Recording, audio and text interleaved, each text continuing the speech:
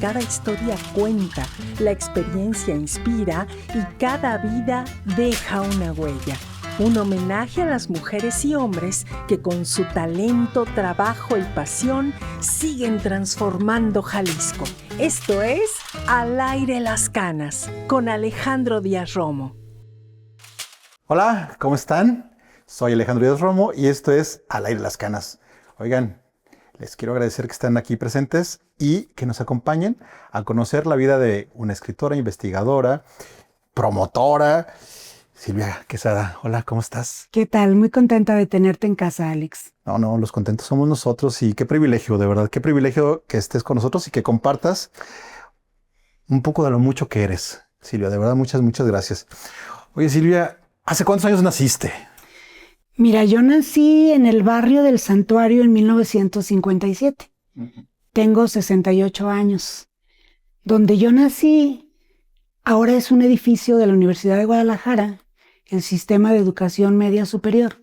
Oh, ya, sí. Como que desde que nací ya estaba destinada a ser universitaria, a ser de la UDG. Oye, qué buena anécdota esa. Sí.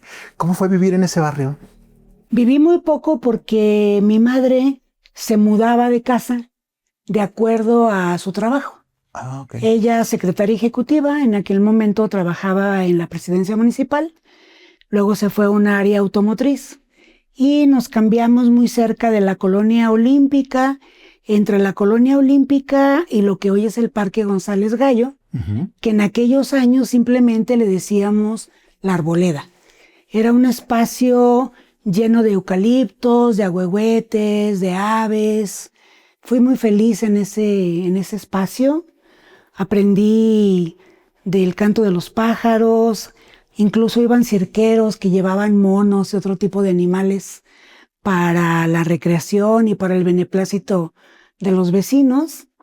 Yo soy hija única, pero crecí al lado de 3 tíos muy queridos que nos llevábamos como por 1 año y medio, 2 años, ¿no? Mi tía Beatriz, que era como mi hermanita, porque pues eran 2 años de diferencia, cuando mucho. El siguiente, Luis Miguel y Víctor, mi tercer tío. Éramos como un cuarteto que éramos vaguísimos porque muy temprano nos salíamos de casa hacia la Arboleda, puesto que estábamos inscritos en la escuela por la tarde. Y al tener un horario vespertino, nos permitía gozar del bosque o de este lugar tan maravilloso muchísimas horas de la mañana. Oye, entonces al ser hija única, me imagino que tu mamá trabajaba mucho tiempo del Sí. día y creciste con tus abuelos. Así es. Fue ahí donde me sentí como más en casa siempre, pero sí había muchos momentos de soledad cuando regresaba de la escuela y mi mamá por sus horarios, pues todavía no podía estar en casa, ¿no? Así es de que fui una niña solitaria de alguna manera, a pesar de estar con estos tíos maravillosos, pero pues no siempre coincidíamos. Ellos también tenían algunas otras tareas que realizar. Claro. Algunas veces trabajábamos, digamos, todos juntos en tareas sencillas y no siempre estuve acompañada, pero los libros siempre estaban ahí. Por ahí va mi siguiente pregunta, Silvia, porque fíjate que no sé si sea un patrón, pero es curioso cómo los que son hijos únicos encuentran un refugio en la literatura, en los libros. Y me imagino que, por lo que nos estabas diciendo, que así fue contigo. Fíjate que se encuentra en los libros y en ocasiones en la música, pero todo depende del ejemplo, de lo que tú veas en casa. Yo tuve la suerte de que mi madre me compraba siempre enciclopedias, de esas que vendían los señores de puerta en puerta, Claro, sí, sí, ¿no? Sí, sí. Y me llamaba y me decía, ¿qué quieres? El tesoro de la juventud. ¿Qué quieres? Y a mí me gustaban mucho las biografías de los hombres ilustres, de las mujeres valiosas. Entonces por ahí comencé con mi lectura. Por supuesto que pues una niña de 7, 8 años que ya se quedaba sola en casa, también leía muchas historietas, cuentecillos, cómics. Y en la escuela también tenía un buen ejemplo con mis profesores. Recuerdo mi profesor de 3er grado, lamentablemente el apellido no lo tengo, pero era el maestro Federico. Y en 6º grado la maestra María de Jesús Álvarez López, que ella sí fue fundamental en mi formación, porque a ella le gustaba que leyéramos o que declamáramos poemas de escritoras vivas, sobre todo del Cono Sur. Y eso es bien interesante, que en aquellos años una profesora normalista no te pusiera a leer a las clásicas. Sí, la Odisea, la Ilíada, el Quijote. Sino que ella decía, queremos que leas a Juana de Ibarború o a Delmira Agustini. Y tú decías, qué increíble, ¿no? Que estas autoras están vivas, y ella nos decía inclusive, ¿no? Y que las tuvieran cerca relativamente y no existiendo la tecnología que existe hoy. Eso estaba muy padre. Llegaban muchos libros a México en aquellos años, siempre, y afortunadamente había canales de distribución. Creo que las editoriales españolas tenían mucho que ver con esto, aunque pues eran sudamericanas, no llegaba Gabriela Mistral de primera mano, por ejemplo, ¿no? Y esos poemas de alguna manera fueron los que influyeron para que me gustara la literatura. Me gusta la narrativa por las biografías, pero me encanta la poesía. Soy mucho más lectora de poesía que de otro género. ¿Qué encontrabas a esa edad? Porque es llamativo que la poesía te generara tan pequeña algo. ¿Qué encontrabas? Historias. Es que la poesía también es narrativa. Hay poemas narrativos. Yo recuerdo uno de Juana de Ibarború que hablaba sobre una higuera que estaba muy triste porque era fea. Y a comparación del ciruelo, del granado o de los mirtos, las rosas, ella se sentía menos. Y entonces la voz lírica, en este caso la de la poeta, le decía que ella era la más bella, ¿no? Le trataba de levantar el ánimo. Y entonces esto me llevó a que muchísimos años después yo quisiera ir a Montevideo a conocer la casa de Juana de Ibarború. Y no sabes las lágrimas de alegría cuando lo logré, ¿no? Caminé un montón de kilómetros por la costa de Montevideo hasta dar con su casa. Y fue muy gratificante recobrar aquellas emociones de mi juventud o irme aquí a Tepic, Nayarit, para reconocer la poesía de Amado Nervo, que también era uno de los favoritos de la maestra y por lo tanto de nosotros, sus alumnos. Los escritores, antes de ser escritores, son lectores. Necesariamente. Te nutrías mucho de esta literatura, de estas palabras, pero llega un momento, Silvia, en que uno como que va acumulando esa necesidad de expresarse. Y tú en algún momento de tu juventud, niñez, pubertad, no lo sé, ¿empezaste a escribir o te tardaste en ese proceso de descubrirte bastantes más años? ¿O fue ya casi empezaste a decir, yo me identifico, quiero escribir algo, quiero escribirle al salón, a los niños guapos, a los pájaros? Fíjate que mi primera publicación está en una hoja literaria que se llama Cólera y fue a mis 8 años de edad. Ah, hombre, ¿de verdad? La tengo. ¡Qué fabuloso! Y mi primera inspiración fueron los perros y los autos. Wow. Me llamaban la atención por la compañía que los perros ofrecen y había además muchos poemas para los canes. Me acuerdo de un tal Manelik que está en un poema mexicano interesante. Y me impresionaban mucho los autos. En aquellos años se comenzaba a trabajar ya con autos a control remoto. Entonces yo no pedía en las Navidades muñecas. Yo pedía Volkswagen o otro tipo de autos que tuvieran control remoto, ¿no? Me encantaba ese mundo. ¿Y qué les escribías? O sea, ¿qué encontrabas en ellos que te movía a escribir? O sea, está interesante esa parte. Bueno, es que un auto se puede personificar, ¿no? Uh-huh. Puede tener un rostro, puede querer cambiar de color. Desde el simple hecho de describir un objeto, tú comienzas a hacer literatura, porque la literatura siempre parte de la observación. Uh-huh. Y como tú bien dices, todas las personas que leemos terminamos escribiendo de alguna manera, aunque sea un diario, ¿no? Sí. En mi caso, yo intenté de muy jovencita, de niña, pues estar hablando de poemas dedicados a estos objetos, ¿no? Oye, Silvia, ¿nos permitas hacer una pausa? Claro que sí. Estamos con Silvia Quesada. Esto es Al Aire las Canas. Regresamos.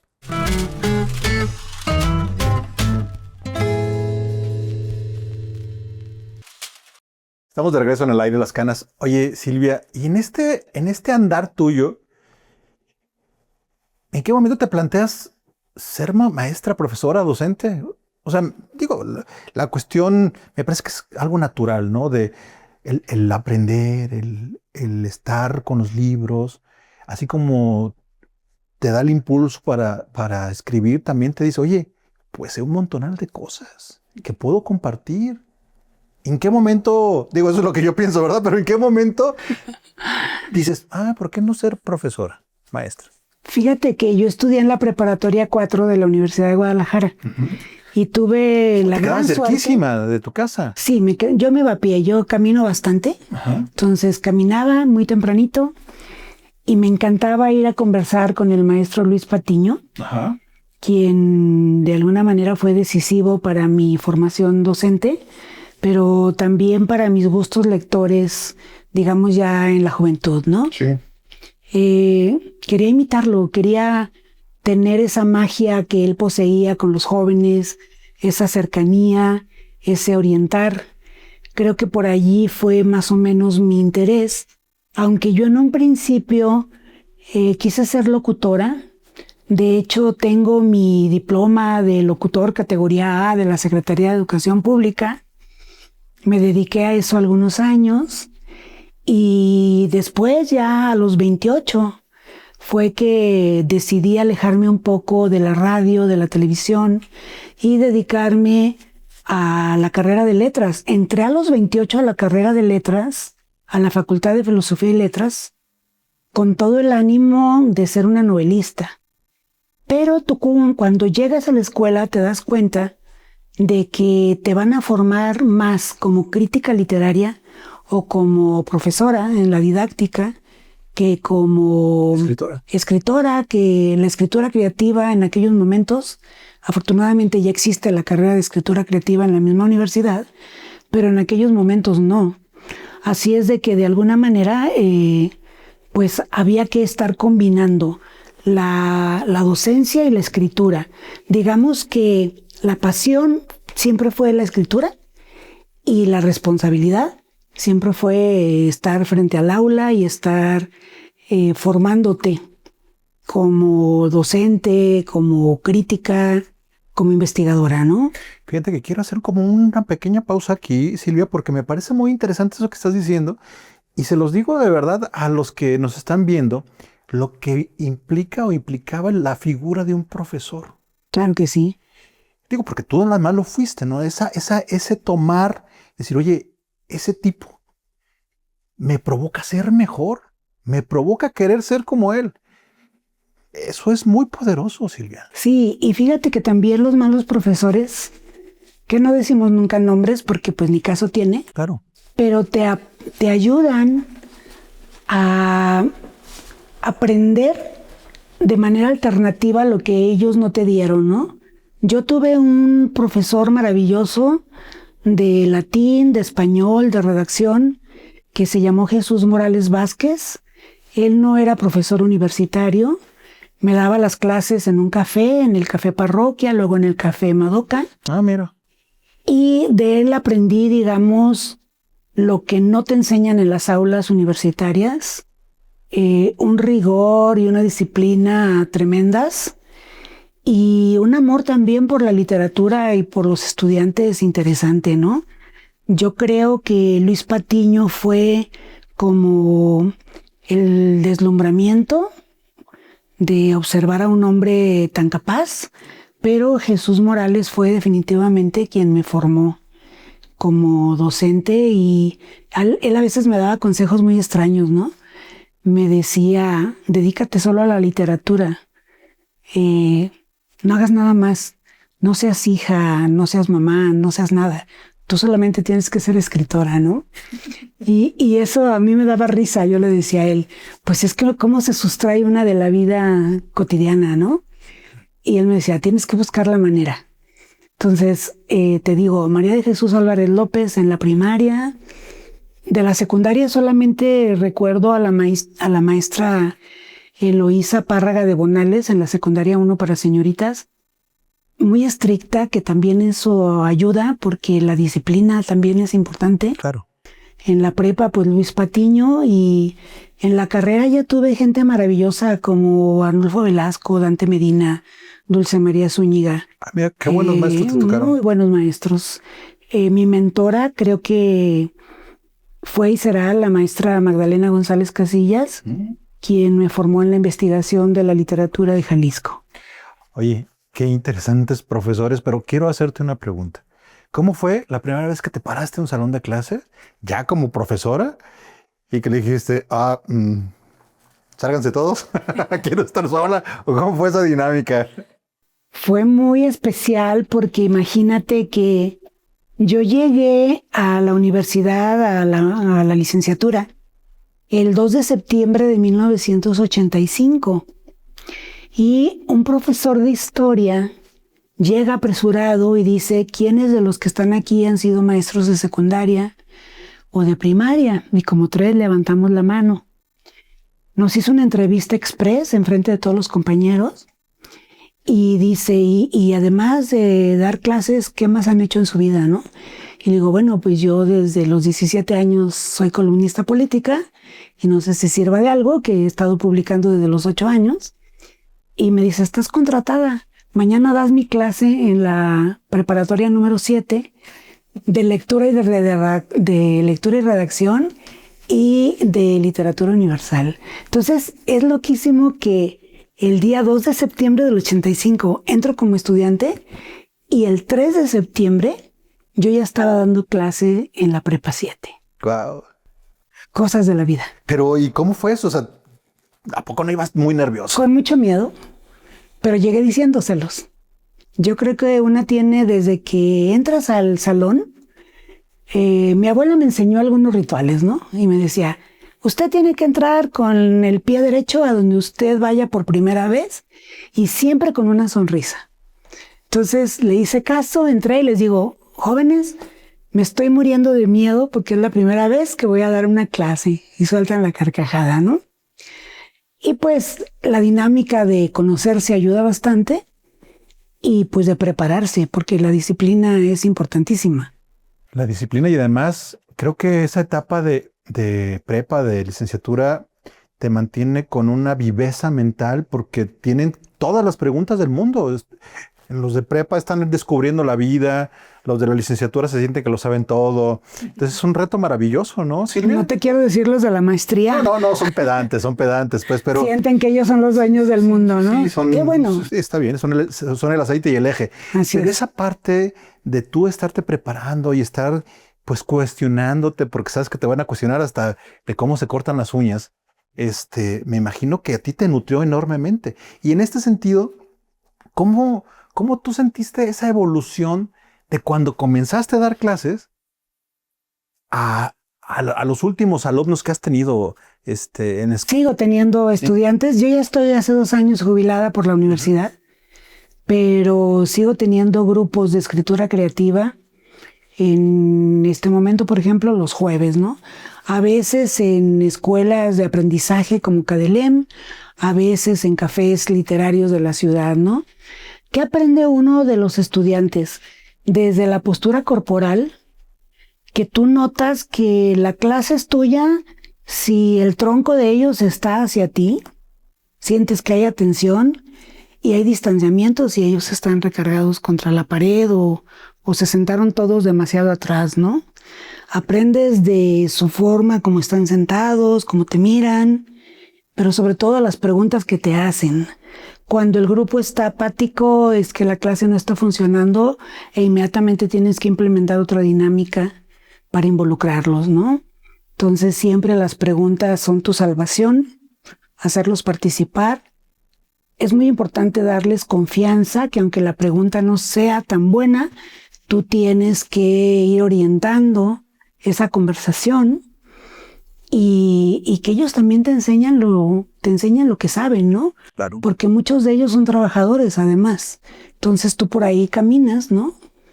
O les empiezas a hablar de sus autores favoritos y ellos se sueltan inmediatamente, ¿no? Fíjate que dices ahorita, me estoy acordando de un profesor que tenía mucho esa técnica de, no le estoy comprendiendo, extiéndase, Así es, extiéndase. sí, Y eso era genial.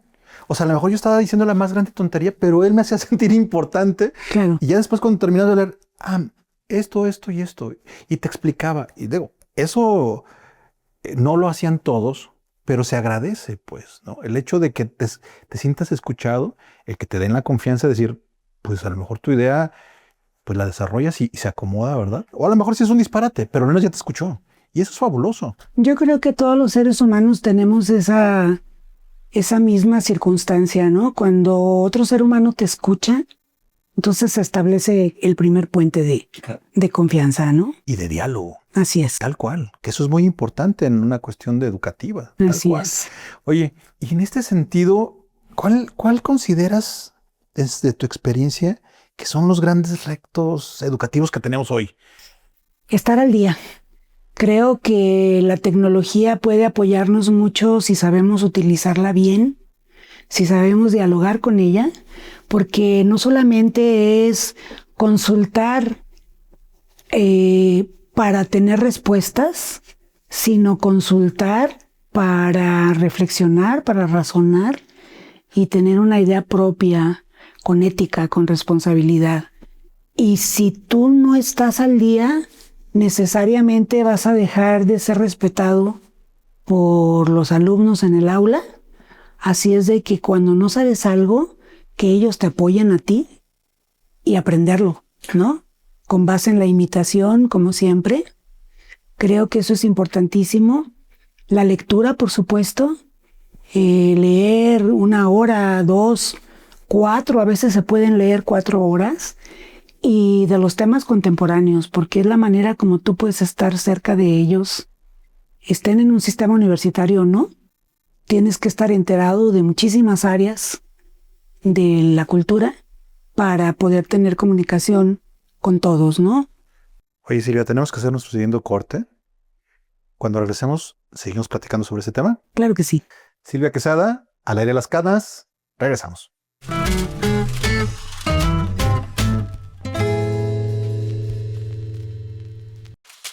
Oigan, yo estoy disfrutando mucho charlar con Silvia. Espero que ustedes también. Oye, Silvia, también te metiste a la cuestión de la historia literaria. Ahorita que estás hablando de la cuestión de estar actualizado, de la cuestión de la tecnología, me parece muy interesante cómo la historia interviene en tu vida, y la historia literaria, pues, ¿cómo te metes ahora sí que a esa dinámica, a ese enjuague que es complejo? Hace un momento hablaba de la maestra Magdalena González Casillas. Ella fue un impulso muy grande para entrar a la historia de la literatura, sobre todo de los jaliscienses y de las mujeres. Tengo una figura central en mi vida que es la poeta Rebeca Uribe, a quien yo localicé de manera fortuita en un cuarto de vecindad al que llegué a vivir. Y sin saber quién era ella, comencé a indagar qué había escrito, dónde había nacido, nadie sabía nada de ella. Había que tener una inmersión profunda en los archivos literarios de la Biblioteca del Estado. Y fue de esa manera como empecé a conocer revistas literarias, escritoras, editoriales. Y esa pasión se fue desencadenando para ir localizando a los críticos y luego a los críticos que eran novelistas también, como Manuel Carballo o como José López Portillo y Rojas, por ejemplo. Y una cosa te va llevando a otra, de tal manera que digamos que me fui especializando en la poesía de las mujeres de los años 40 del siglo XX, porque pues eran las olvidadas, eran las mujeres que habían publicado a veces 30 ejemplares. Imagínate a quienes llegaban con 30 ejemplares. A la familia. Exacto, a los amigos, a la familia, a los que recibían el ejemplar de mano en mano.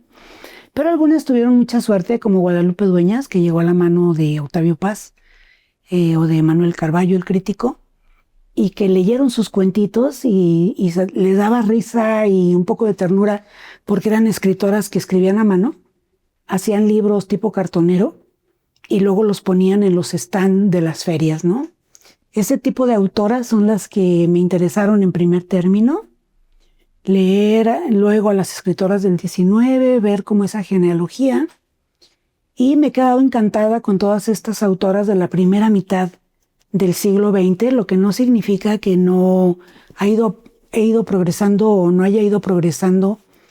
La tesis doctoral, por ejemplo, fue sobre una poeta mexicana llamada Coral Bracho, porque te digo que siempre es la poesía como el género favorito, pero me interesan mucho las autoras originales y propositivas, talentosas, no porque estén olvidadas me importan, sino que me interesan las que tienen algo que decir. En este sentido, Silvia, ahorita que te escucho se me hace como muy interesante, digo todo, pero esta parte de, al final todos somos olvido. En algún momento nuestro nombre, nuestra esencia va a quedar allá en el olvido. Claro. Y me parece muy valioso esta parte de ti de rescatar esos nombres, esas voces, esas palabras. ¿Qué te da esa búsqueda? Ese ser como hasta arqueóloga de enunciados, esa arqueóloga de párrafos, esa arqueóloga de mujeres.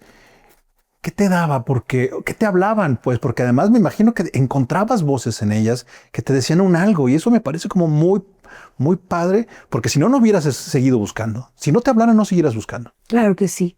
Yo creo que como mujer, pues he padecido estas cuestiones de discriminación, separatismo, minusvalía y todo lo que ya sabemos, pero también considero que quien escribe fija la memoria para siempre y tiene que ser de alguna manera dada a conocer. No me gusta la palabra rescate, sí me gusta mucho el de la investigación y pues sí he dedicado mi vida no solamente a ellas, también a varios escritores. Actualmente trabajo con Enrique Macías, un poeta deslumbrante que tuvo una vida muy desafortunada. Como que los poetas que han sufrido circunstancias difíciles me conmueven, ¿sabes? Alfredo Replacencia, por ejemplo, Enrique Macías, Rebeca Uribe, esta gente que en su momento no fue reconocida o fue despreciada por alguna cuestión humana de vida cotidiana, porque no hubo quien mirara su valor, ¿no? Su originalidad. Y es tiempo siempre de sacar a flote. Hay gente muy famosa hoy en día, muchas escritoras, muchos escritores que están en el marketing, pero que eso sí se los va a tragar el tiempo. El polvo del tiempo sí va a llegar a cubrir las portadas de su libro. Y estoy cierta que muchos de los que ahora no son conocidos van a brillar con luz propia, ¿no? Entonces creo siempre en la calidad y en la originalidad. Porque al final del día, las palabras que te extraen las emociones y los sentimientos permanecen. Claro está, o sea, esa parte es importante. Oye, pero vinculando un poquito esta parte tuya de investigadora, ¿cómo lo vinculabas o cómo lo vinculas con tu parte de ser profesora, ser maestra?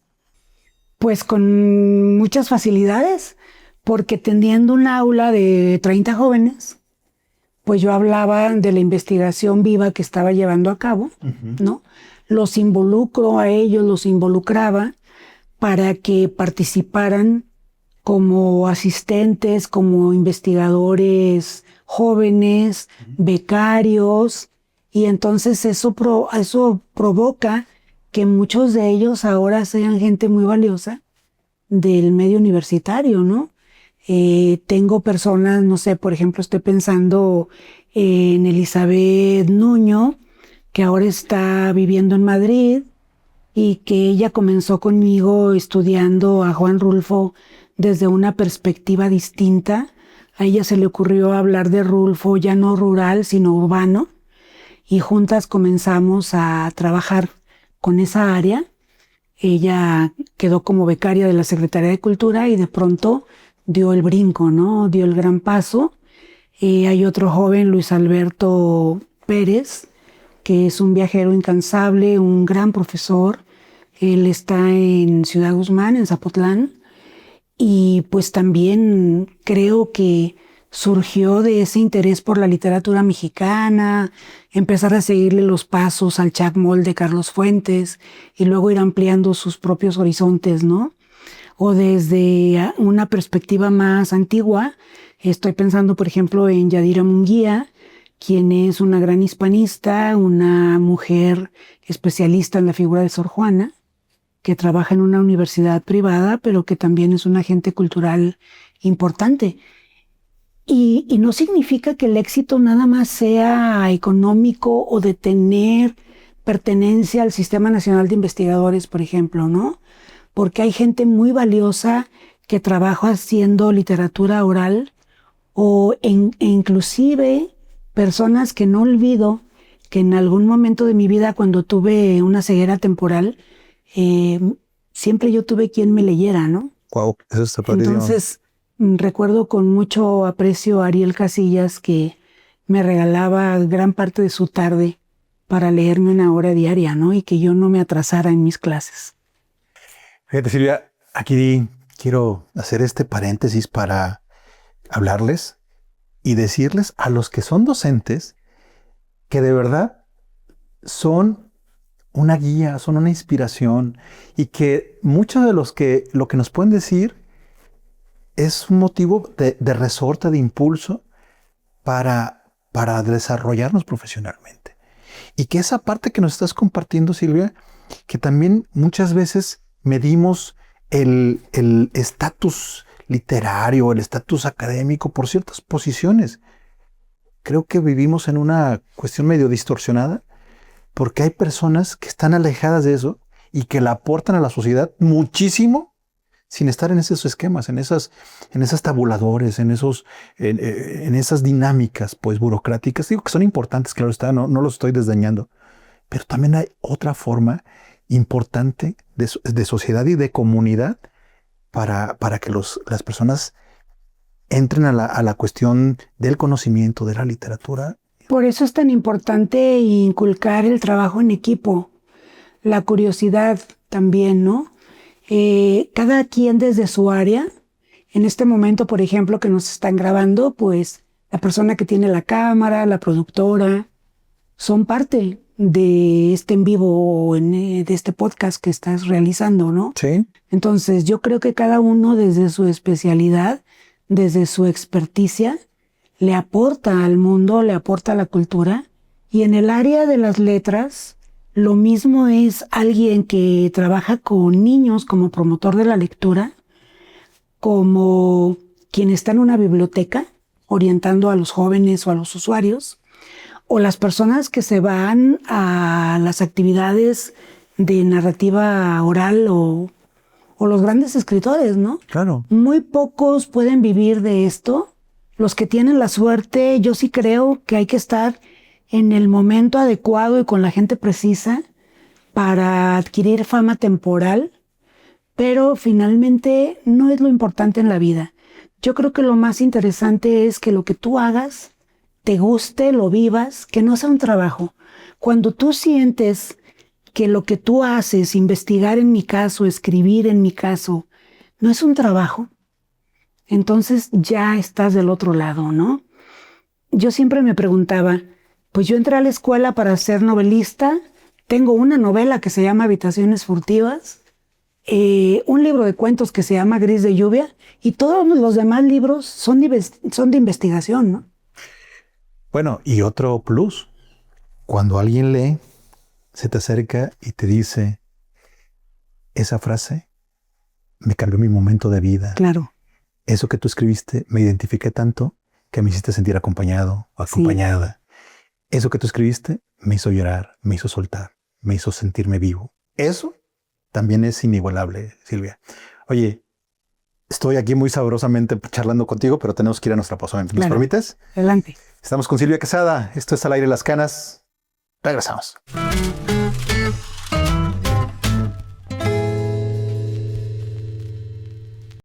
Estamos de regreso en Al Aire las Canas con Silvia Quesada. Oye, Silvia, ¿cuántos libros has publicado? Personales, individuales, 20. En colectivo, 35. Wow. sí. ¿Qué géneros has manejado? Narrativo, generalmente. Me encanta la poesía, pero no escribo poesía. Escribí 4 poemas y los titulé algo así como 4 razones para no escribir poesía. Me gusta el cuento, la novela, el ensayo, es lo que más he publicado. Oye, quiero detenerme aquí poquito por el cuento. La literatura infantil, tan importante. ¿Qué te da la literatura infantil? Conocimiento del mundo, poder entender con ojos de asombro lo que veo. Creo que si en todas las casas hubiese libros infantiles, tendríamos otro México. Porque los libros infantiles no son solamente para los niños, también nos hacen mirar con ojos adultos otras realidades, ¿no? Escribí un solo cuento de literatura infantil, blanco y negro, una historia de 2 conejos, basada en una investigación de Manantlán, donde las mujeres tienen muchos hijos, y entonces de manera muy respetuosa me acerqué a ese tema. El cuento ganó un premio ahí municipal. Y bueno, ¿no? Te decía que lo más que trabajo pues es el ensayo por razones universitarias. Naciste en el 57. Sí. En este cuestión de llegar casi a los 70 años, ¿cómo haces para que tu curiosidad esté tan activa, Silvia? Porque eso es muy importante. Te conservas físicamente bien. ¿Cómo haces eso? No es sencillo. No, no es fácil. Mucha gente me decía, ¿estás segura de que te quieres jubilar?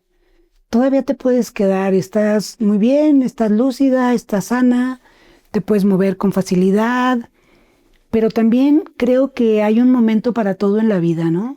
Hay un momento para prepararte, otro para trabajar y uno más para hacer aquello que nunca pudiste porque las jornadas laborales son intensas. En mi caso, leer tantos libros que fui comprando en la Feria Internacional del Libro con tanto entusiasmo y que uno nunca llega a ellos porque estás revisando la tarea de tus estudiantes, estás preparando tu clase, ver tantas películas que tengo ganas de mirar, pero sobre todo entrar a otras disciplinas. Por ejemplo, en estas fechas estoy tomando un taller de crónica con David Izazaga, que es un magnífico maestro. Claro, tipazo. Y es muy interesante encontrarme con un grupo de gente interesada en la crónica todos los martes por la noche, ¿no? Pero se acaba el taller de crónica y entonces me meto a otro taller, uno solo también para no saturarme, pero siempre con la idea de seguir aprendiendo, porque el día que tú ya no quieres aprender, empiezas a morir, creo yo. Siempre hay que tener la mente trabajando. Y aún así, pues ahora tengo 68 años y sí tengo pequeños olvidos, ¿sabes? ¿Dónde dejaste las llaves? ¿Dónde está tu monedero? Y a veces traes los lentes en la cabeza y ¿dónde están los lentes? Lo estás buscando, ¿no? Como pues mucha gente que comenzamos a envejecer. Hay que aceptar eso y hay que sentirse agradecido de llegar a esta edad con una salud relativa, ¿no?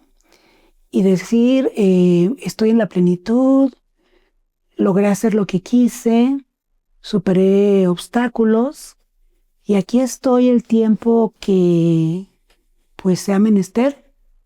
Oye, Silvia, te percibo una mujer muy humilde en el buen sentido, o sea, una mujer firme, humilde, eso sí, o sea, de esto soy, así te presentas, pero dentro de esta sencillez tuya has recibido varios reconocimientos. Sí. ¿Por qué no nos platicas un poquito de ellos? Bueno, uno de los que más me emociona es la medalla Alfredo Plasencia, precisamente porque para mí la poesía de Alfredo Plasencia es como mi Biblia personal, porque siempre me llena mucho el espíritu. Estoy contenta, lo leo. Estoy triste, lo leo. Tengo dudas, me acerco a él. Siempre está junto a mi cama, ¿no? En el año 2002 recibí la llave del centenario de la República de Panamá por mi libro de cuentos Gris de lluvia. Llegó a las manos del ministro de Cultura. Le gustaron los cuentos. Recibí una llamada diciéndome que sería la huésped de honor del centenario. Qué maravilla. Y me llevaron a 11 universidades para dar lectura a este libro, ¿no? Entonces, esa llave de Panamá, pues fue una catapulta importante en mi carrera literaria, porque tú sabes que aunque tú escribas en tu ciudad, nadie te reconoce, ¿no? Ah, sí, escribe, ¿no? Nunca te leen, además. Sí, sí, sí. Y ya cuando llegas con un reconocimiento externo, pues entonces por lo menos para criticar o para darse cuenta, comienzan a leerte, ¿no? Por ejemplo, me emocionan estos premios, pero también que las comunidades lectoras, como la de la Casa Cultural Alcalde, me entregue un reconocimiento precisamente por estar cerca de la comunidad cultural, ¿no? O recientemente, pues, el Instituto Municipal de las Mujeres, que trabaja el premio Irene Robledo, distinguió a un grupo pequeño de mujeres entregándonos una medalla muy linda, ¿no? Y hubo 4 compañeras que tuvieron un diploma específico por la labor que ellas realizan. Y pues estar entre este grupo de mujeres te hace sentir muy bien porque sabes que vas caminando junto con ellas en un buen camino, ¿no? Por ahí hay algunos de los periodistas de Prensa Activa, el premio Grafito, entre otros, o algunas otras medallas. Yo estoy en la Sociedad de Geografía y Estadística y en el Seminario de Cultura Mexicana. Y bueno, de pronto cuando cumples 20, 25 o 30 años en esas instituciones, igual que en la universidad, pues te llegan esos estímulos, ¿no? Que tú los guardas por ahí y con mucho gusto, porque te das cuenta de que estás caminando. Oye, Silvia, 20 libros individuales. No, todos los libros ves uno de una u otra forma de manera muy cariñosa, porque es como los hijos, ¿no? Y las mamás saben mentir muy bien en eso de que a todos los quiero igual. Que es una gran mentira, pero bueno, qué bueno que siga esa mentira. ¿Cuál de esos 20 libros le tienes un cariño muy especial? Por lo que sea, ¿cuál de esos libros? Se llama Mi voz hecha ceniza. Es la biografía de Rebeca Uribe, en la que estuve trabajando 30 años de mi vida, porque fue una mujer negada en su tiempo. Ella era la secretaria de María Félix. Cuando ella es asesinada, borran de los archivos todo vestigio. Fue muy difícil encontrar sus libros en varios países del mundo. Yo todos mis aguinaldos los reunía para ir a Polonia, Chile, Argentina por estos libros, pero también pude conseguir, estaba en archivos clasificados, su acta de nacimiento, su acta de defunción, su título universitario, algunas fotografías en las fototecas nacionales del sur de los Estados Unidos. Entonces, reunir una biografía de una mujer que quiso ser sepulta en el olvido es muy importante para mí, ¿no? Y si me preguntas cuál es mi mejor libro, porque pues ese no es el más importante, pero sí el que me siento más orgullosa, se llama La poesía de la muerte, que fue mi tesis doctoral, e hice un doctorado en artes, y es el tema de la muerte siempre el que más me ha cautivado en la investigación, desde el proceso que ocurre cuando pierdes tu último aliento, que la gente dice que es el alma, ¿no? El aire que exhala, la descomposición del cuerpo, qué ocurre después, la memoria de la gente, en fin. Oye, Silvia, te quiero hacer dos preguntas que son un poco relacionadas con lo que nos estás diciendo. ¿Le tienes miedo a morir? Como todo ser humano. Siempre decimos para quedar bien que no le tenemos miedo.